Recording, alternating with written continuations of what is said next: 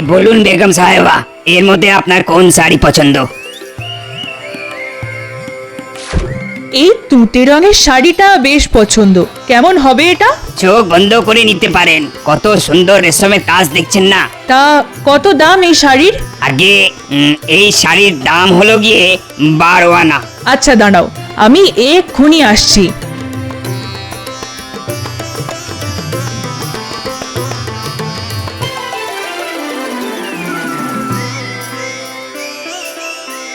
বলো বেগম, কি বলবে? আমাকে 12 আনা দাও তো, একটা তুতে রঙের রেশম শাড়ি নিয়েছি। ও আচ্ছা, দাঁড়াও দিচ্ছি।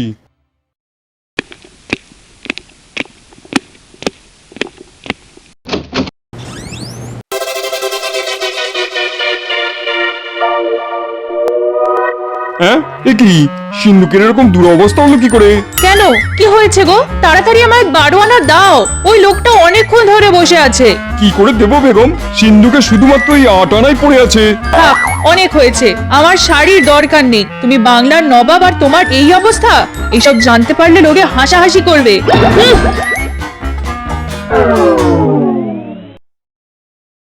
সুপ্রভাত জাহাপানা।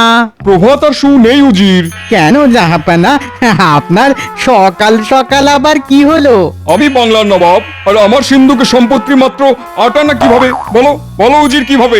বেগমকে পছন্দ মতো শাড়ি কিনে দিতে পারলাম না। জাহাপানা, জাহাপানা, আমার আমার মাথায় না একটা দারুণ বুদ্ধি এসেছে।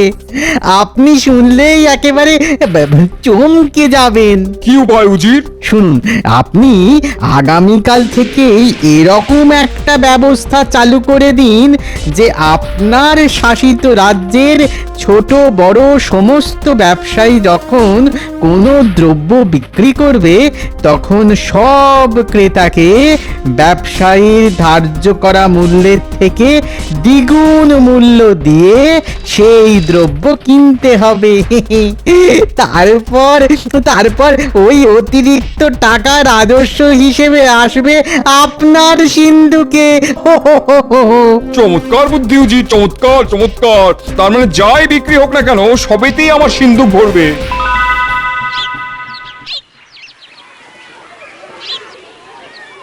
কিরে, ভালোই তো পসার নিয়ে বসেছিস দেখছি। তা কি কি মাছ আছে দেখি? কি মাছ চাই শুধু বলো। রুই, কাতলা, ইলিশ, চিংড়ি, ভোলা, ভেটকি, মাগুর, কই সব আছে। বাহ বাহ বাহ, বেশ বেশ। তা তোর কই মাছ কত করে দাম? তোমার জন্য এই কই মাছের দাম পড়বে 115 আনা। বাবা, 15 আনা? ওরে বাবারে, আরে শোন, তোকে 5 আনা দিচ্ছি। হ্যাঁ, 100 ওজন করে দে তো। হবে না গোপাল দাদা, হবে না, অত কমে আমাদের কেনাও নেই গো। তুমি শেষ দাম 12 আনা দাও। দে, কি আর করব, নিতে যখন হবে 12 আনাতেই দে। নে, 100 ওজন কর। আচ্ছা ঠিক আছে।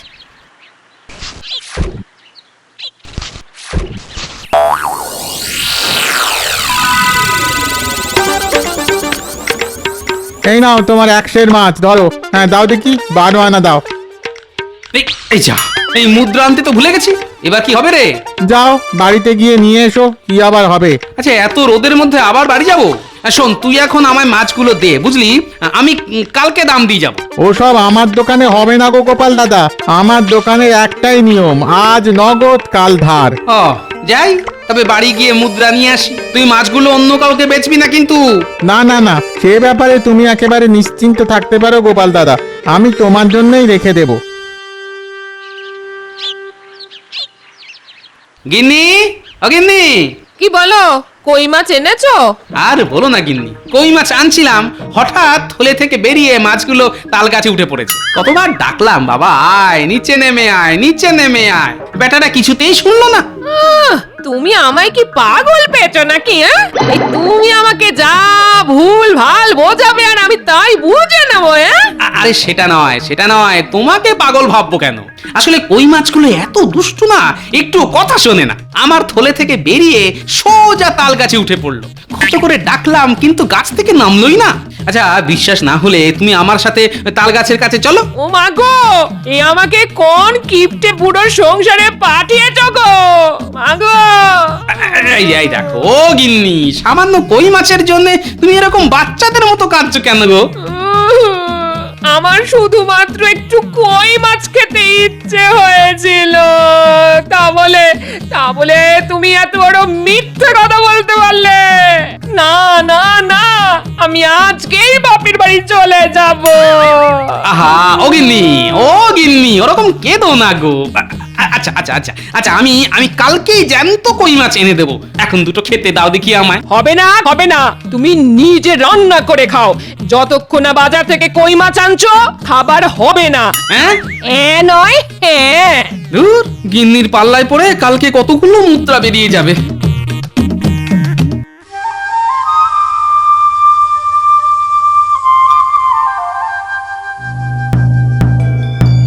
শোনো শোনো শোনো, মুর্শিদাবাদের নবাবের তরফ থেকে একটি বিশেষ ঘোষণা।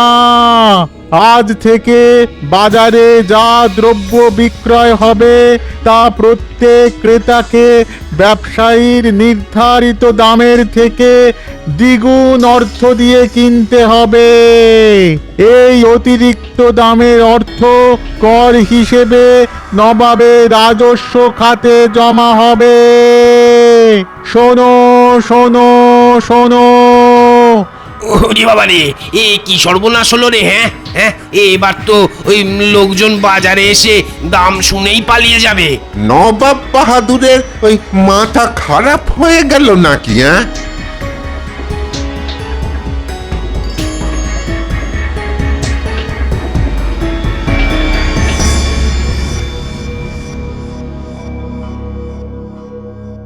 কি গো গোপাল দাদা, ও ও ও গোপাল দাদা, কালকে আসবে বলে এলে না যে? আরে আর বলিস না, কালকে বাড়ি যেতে না যেতে এই গিন্নির সাথে অশান্তি। তারপর অনেক বেলা হয়ে গেছিল তো, তাই আজ চলে এলাম। ও আচ্ছা আচ্ছা আচ্ছা, বেশ বেশ। তো আজকে কি মাছ নেবে বলো তো? কই মাছ দেবো না অন্য কিছু দেবো? না না, অন্য কিছু না, ওই কই মাছই দে, নইলে গিন্নি আমাকে আর জ্যান্ত রাখবে না। এক সের দি? হ্যাঁ তাই দে।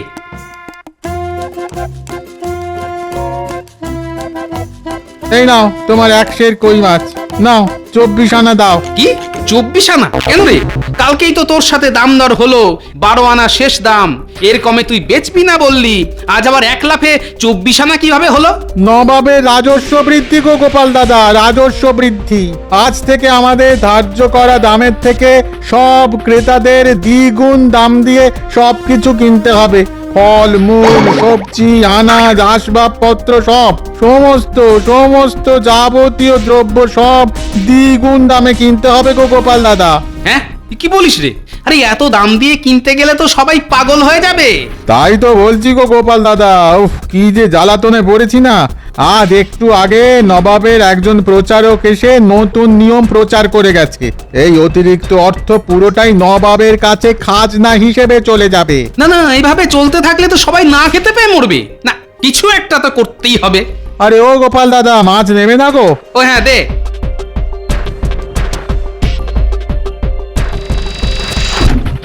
দাও দাও দাও দাও 24 আনা দাও। কি আর করা যাবে, 24 আনা দিয়ে নিতে হবে।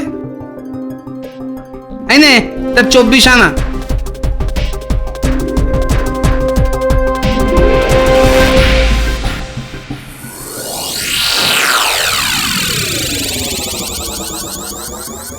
মহারাজ, আপনি এরকম গালে হাত দিয়ে চুপ করে বসে আছেন কেন?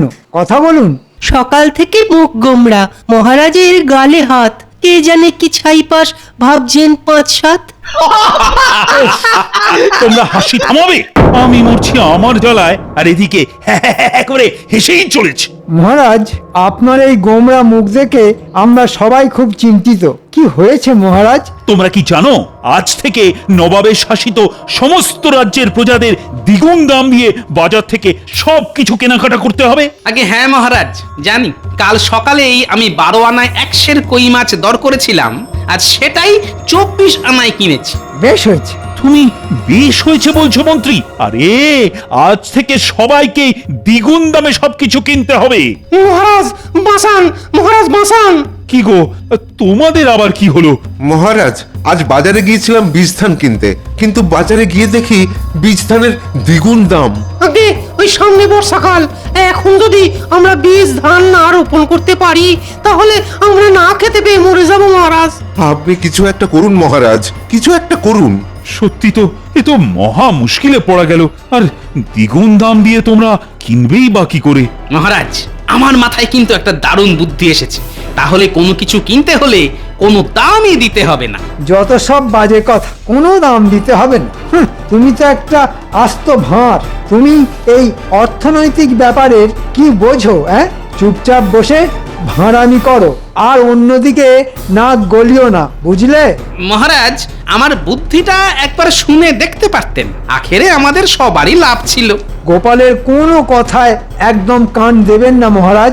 ওর বুদ্ধি শুনে হিতে বিপরীত হলে তখন দ্বিগুণ দ্রব্যমূল্য নবাব 3 গুণ করে দিলে কেউ কেঁদে কুল পাবে না। হ্যাঁ গোপাল, এখন তোমার বুদ্ধি শুনে কোনো লাভ নেই। তাছাড়া তুমি তো অর্থনৈতিক ব্যাপারে তেমন কিছু জানোই না, তাই কিছু বলতেও হবে না। যা ভাবার এখন আমাদেরকেই ভাবতে দাও। রানী, এ তো মহা সমস্যায় পড়লাম। নবাবের হঠাৎ রাজস্ব বৃদ্ধিতে তো প্রজাদের মধ্যে হুলস্থুল বেঁধে গেছে। আপনি কিছু করুন, এরকম ভাবে চলতে থাকলে প্রজারা না খেতে পেয়ে মারা যাবে। কি করব বলো তো রানী? আমাদের কারো মাথায় তো কিছুই আসছে না। একবার তো গোপালকে বলে দেখতে পারেন, ও যদি কিছু বুদ্ধি দিত। না না না না না, গোপাল অর্থনৈতিক ব্যাপারের কি বুঝবে? সে আমি জানি, গোপাল কম পড়াশোনা করা লোক, কিন্তু এর আগে নবাব যতবার খামখেয়ালিপনা শুরু করেছেন ততবার গোপালই সবাইকে বাঁচিয়েছে। তাই আপনি গোপালকেই বলুন। আচ্ছা, তুমি যখন এত করে বলছো তখন একবার গোপালকে ডেকেই পাঠাই।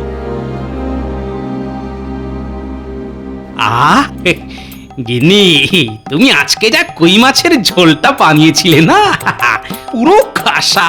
কে রান্না করেছে দেখতে হবে তো। আমি কি শুধু আমার খাওয়ার জন্য বলি গো? তুমিও যে কই মাছের ঝোল খেতে ভালোবাসো গো, সেই জন্যই তো বললাম। গোপাল, তোমায় মহারাজ ডেকেছেন, নবাবের রাজস্ব বৃদ্ধি নিয়ে কিছু কথা বলবেন। কেন? আমি তো অর্থনীতির ব্যাপারে কিছুই বুঝি না, আমায় আবার তলব কিসের? তো বলতে পারবো না গোপাল, তুমি আমার সাথে চলো। আচ্ছা দাঁড়াও, আসছি। ভাবলাম কই মাছের ঝোল খেয়ে একটা ভাত ঘুম দেবো। দূর।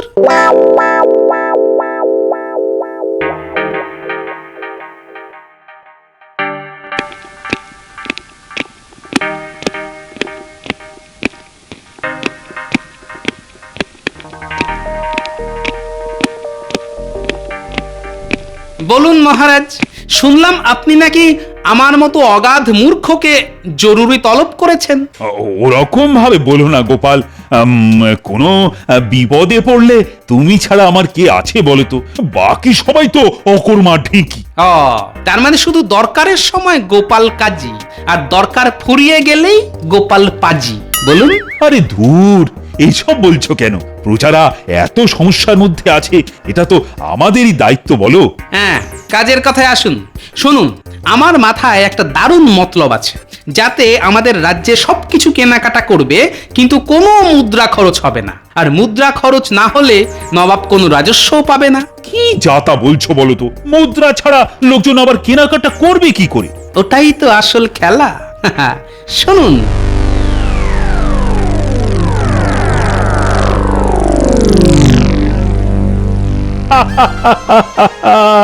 দারুণ বুদ্ধি গোপাল, দারুণ। কোনো জবাব নেই তোমার বুদ্ধির। আমি আজই রাজ্যের সবাইকে এটা জানিয়ে দিচ্ছি।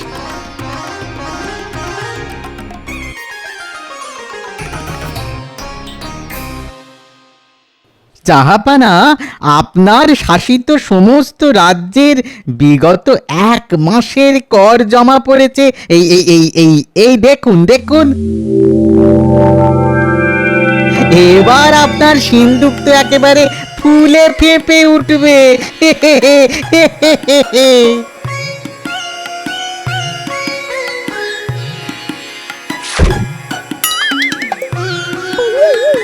খাম্বাজ ভর্তি মোহর, বর্ধমান ভর্তি মোহর। হ্যাঁ, কি কৃষ্ণনগরে কোনো রাজস্ব নেই কেন? সে তো আমি বলতে পারবো না জাহাপানা। সব রাজ্য থেকে রাজস্ব এসেছে, শুধু কৃষ্ণনগর থেকে একটা কানা করিও আসেনি। হ্যাঁ, আমার কথার খেলাপ। আমার সাথে বেইমানি? দাঁড়াও, দেখাচ্ছি মজা। ওই কৃষ্ণচন্দ্রের মজা দেখাচ্ছি। উজির, বলুন জাহাপানা। তুমি এক্ষুনি একজন দূতকে পাঠাও কৃষ্ণনগরে। খোঁজ নাও যে কেন শুধুমাত্র কৃষ্ণনগর থেকে রাজস্ব আসছে না। যথা আজ্ঞা জাহাপানা।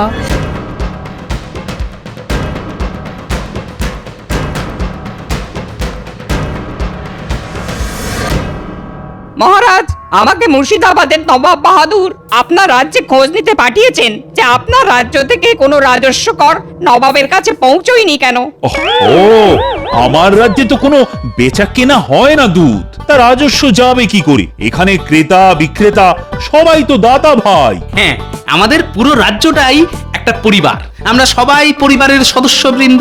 এবার তুমি বলো দুধ, পরিবারের একজন আর একজনের কাছ থেকে কোনো কিছু দাম দিয়ে নিতে পারে কখনো? কি উল্টো পাল্টা বলছেন? ক্রেতা বিক্রেতা আবার পরিবারের সদস্য কবে থেকে হলো? তোমার বিশ্বাস না হলে তুমি একবার বাজার থেকে ঘুরে এসো। সে তো আমাকে যেতেই হবে, কারো মুখের কথাই নবাব বাহাদুর বিশ্বাস করতে বারণ করেছেন।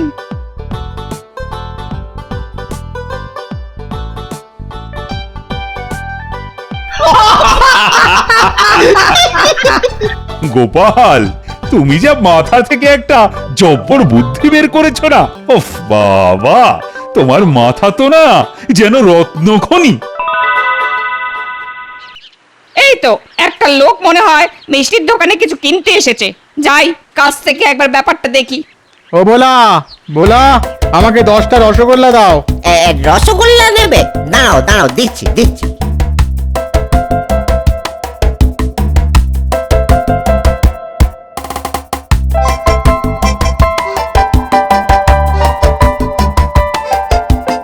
ও ভাইয়া, এদিকে শোনো। কি হয়েছে বলুন? বলছি, তুমি যে ওই দোকান থেকে রসগোল্লা নিলে, তার দাম দিলে না? দাম কেন দেবো দাদা? আমাদের পুরো রাজ্যটাই একটা পরিবার। পরিবারের একজন সদস্য আর একজনের কাছ থেকে কখনো কোনো কিছু দাম দিয়ে কেনে নাকি? না, তা নয়, তবে দূর মশাই, আমার সময় নষ্ট করছেন কেন? যান যান যান, আমার অনেক কাজ পড়ে আছে।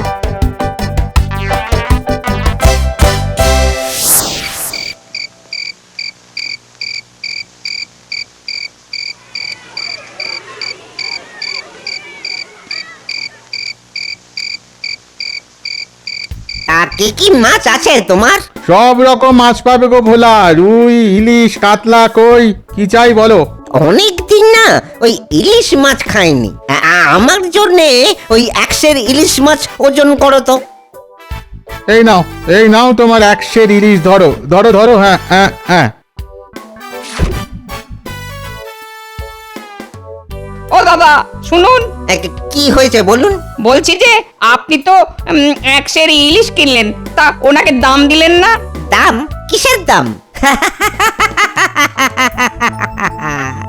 তুমি ভায়া হাসালে, বুঝেছো? হাসালে। আমাদের রাজ্য ওই একটা পরিবার, বুঝেছো? আর আমরা সবাই ওই এক পরিবারের সদস্য। তাই দাম কিসের? হ্যাঁ, কিসের দাম?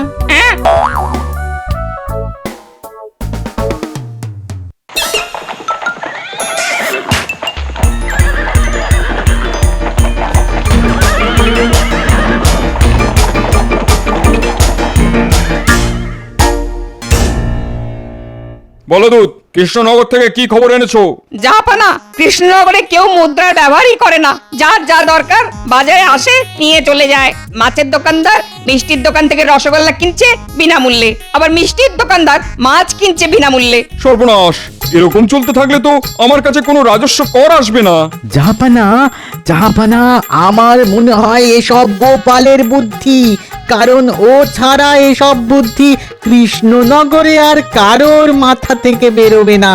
না না না না না না না, কিছু একটা ব্যবস্থা নিতেই হবে। জাহাপানা, জাহাপানা, আপনি এক্ষুনি গোপালকে ডেকে পাঠান।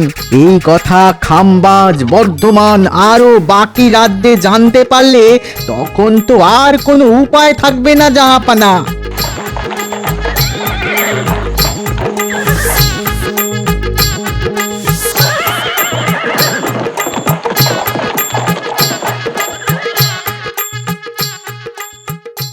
এই তো গোপাল, এই তোমার অপেক্ষায় বসেছিলাম। কেন জাহাপনা, এত লোক থাকতে আমার অপেক্ষা। আবার জিজ্ঞাসা করছো কেন? এই প্রথা চালু হওয়ার জন্য এই মাসে এক নয়াও রাজস্ব আসেনি কৃষ্ণনগর থেকে। এবার তুমি বলো, এ কথা যদি অন্য রাজ্যে জানাজানি হয়ে যায়, তখন কি আমার পথে বসা ছাড়া আর কোনো উপায় থাকবে? সে আপনি পথে বসলেন কি না বসলেন তাতে আমাদের রাজ্যের কিছু যায় আসে না। আমরা মুদ্রার ব্যবহার করব না, আপনি রাজস্বও পাবেন না। গোপাল, এরকম করো না। আচ্ছা ঠিক আছে, তবে একটা শর্ত আছে কিন্তু। কি শর্ত বলো? দ্বিগুণ রাজস্ব চালু হওয়ার আগে সমস্ত দ্রব্য বাজার থেকে কেনার সময় 20% আমাদের কর দিতে হতো, তাই তো? হ্যাঁ, আগের নিয়ম তাই ছিল। আজকের পর থেকে দ্বিগুণ রাজস্বের নিয়ম তুলে নিতে হবে, আর পুরনো 20% করের 10 ভাগের 1 ভাগ মানে 2% কর থাকবে, আর সেটাই আপনি পাবেন। না না না, এটা কি করে সম্ভব? ঠিক আছে, সম্ভব নয় যখন, তখন এই প্রথাই চালু থাক, আর আমি সব রাজ্যে খবরটা জানিয়ে দিই। না না গোপাল, রাজি রাজি, তোমার সব শর্তে রাজি। নেই মামার চেয়ে কানা মামা ভালো।